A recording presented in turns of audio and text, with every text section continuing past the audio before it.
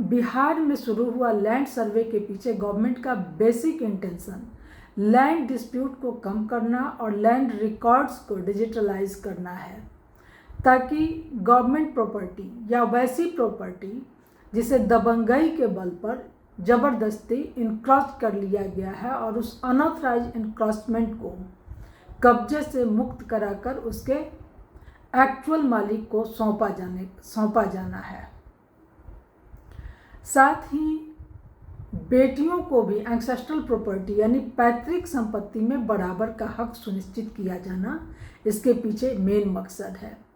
इसके लिए ज़मीन के पेपर्स में बेटियों का नाम भी दर्ज कराना अनिवार्य कर दिया गया है।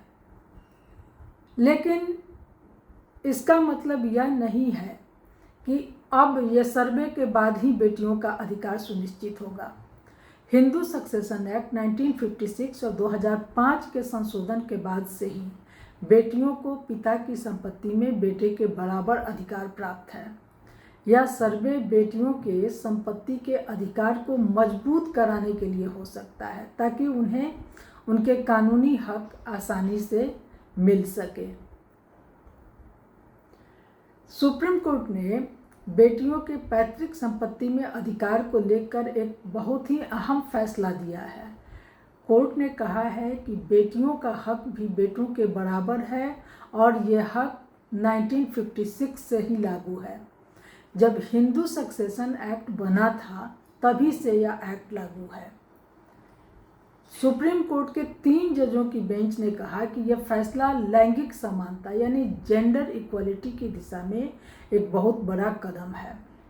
कोर्ट ने साफ किया कि 2005 में हुए कानून में बदलाव के बाद भी बेटियों का हक पहले से ही मौजूद है।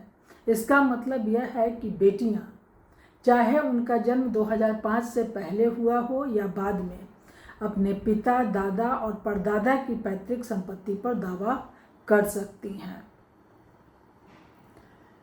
साधारण भाषा में कहा जाए तो बेटियों को अपने पिता की संपत्ति पर अधिकार जन्म से ही मिल जाता है, ठीक उसी तरह जैसे बेटों को मिलता है। इस फैसले से बेटियों को उनके अधिकार सुनिश्चित किए गए हैं, चाहे उनका जन्म किसी भी समय हुआ हो, लेकिन यह अधिकार केवल उसी संपत्ति पर होगा जो उनकी पैतृक संपत्ति के अंतर्गत आती है।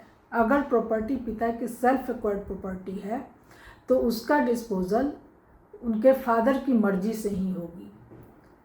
पिता ने अपने जीवन काल में जिस प्रॉपर्टी का म्यूटेशन जिस तरह से कर दिया, उसमें आज भी कोई रद्दो बदल नहीं किया जाएगा। वह उसी तरह